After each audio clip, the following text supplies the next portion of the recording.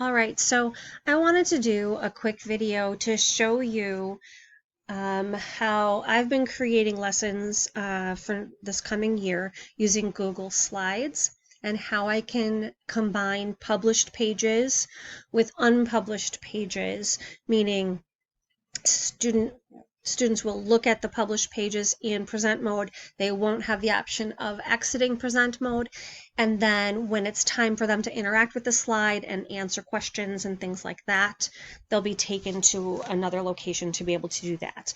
And this was, boy, lots and lots of days to try to figure all these little tricks out. And it's still not 100% perfect, but it's doing what I need it to do, which means kids can't skip. They can't skip over the video. They can't skip over the reading.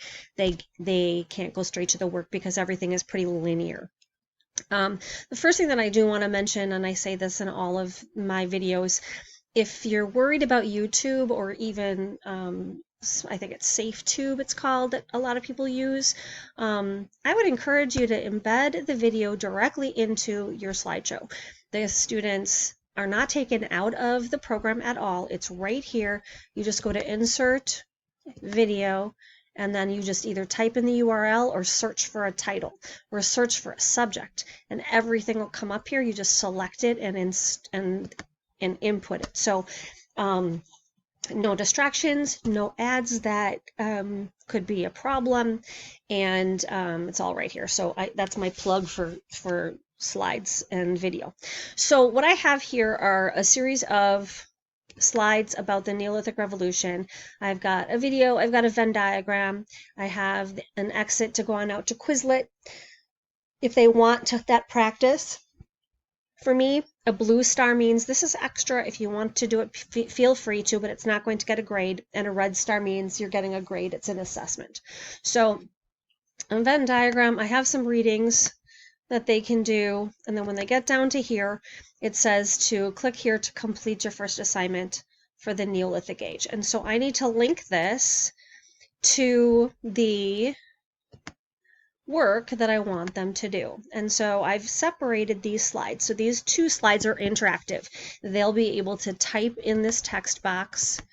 They'll go on to the next slide and they can drag and drop these pictures to match the descriptions.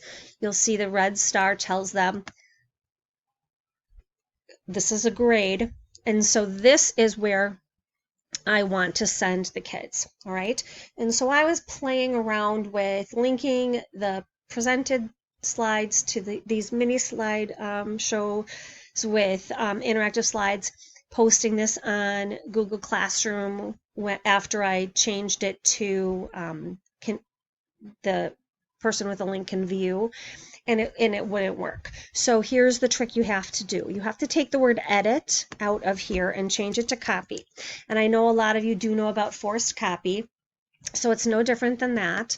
So what we're going to need to do is teach our kids how to upload work into Google Classroom, because it's not going to be right there for them. So I'm going to take this link. If you ever force a copy, you can't go to the share. You have to come here. And I am going to bring that back over here and link it. Now I've already linked that, but then I just highlight those words, come on up to link, and paste the address of where you want this link to take them right there. All right, so this is a forced copy, and they'll be taken over to those slides. But I want them to be able to get back, because I have other things in that program that I want them to do. So they have the little house here that's going to take them back to this slide presentation. But here's the trick that I just learned. When I am in this, and I still have more work to do, but that's okay. I can publish it and come back. Each one of these links is going to take them to another slideshow for them to complete the work for this. But I'm going to publish this. All right. If I'm going to link this to the slide and have them be able to come back to it, I need to use the published URL, not the regular URL. I need to be able to use this one. So I'm going to come back over here, and I'll link it again just so you can see. So you get that plus sign, the white plus sign with the arrows. That's how you know that the text box is selected. Come on up to link and paste it in. Did it apply it? I might have clicked out of it before it did it. Yeah, I did. Okay. So, and there we go. So what amazed me about this was, even though we're making the students make a copy of this, it still takes them back there. So I'm going to close that, and I'm going to come on over here, and I'm going to open it in published mode, and we'll see how we did.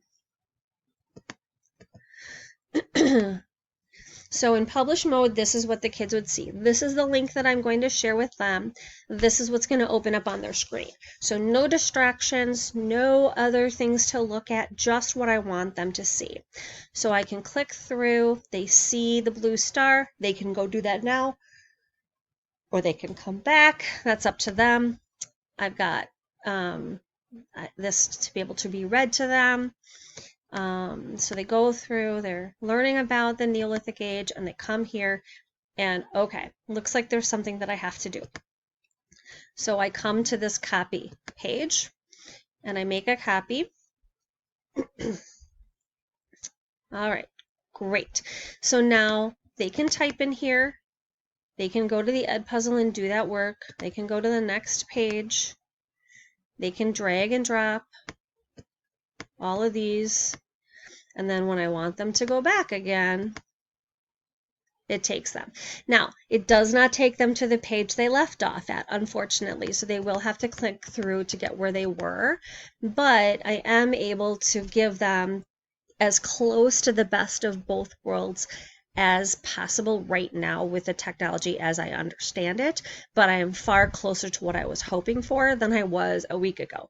So now all I have left to do is to link these to my other set of slides, and then this lesson is good to go. All I share with the kids is that published URL for the original presentation, the one that we're looking at right now.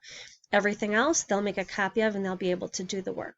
So we're getting really neat things coming out of these Google Slides and the interactive slides. And I'll tell you, I don't think I'm ever going back to Google Docs unless it's an essay, because this is just all right here, and it's pretty foolproof as far as kids knowing where to go and what to do. So I'm excited for it, and I wanted to share.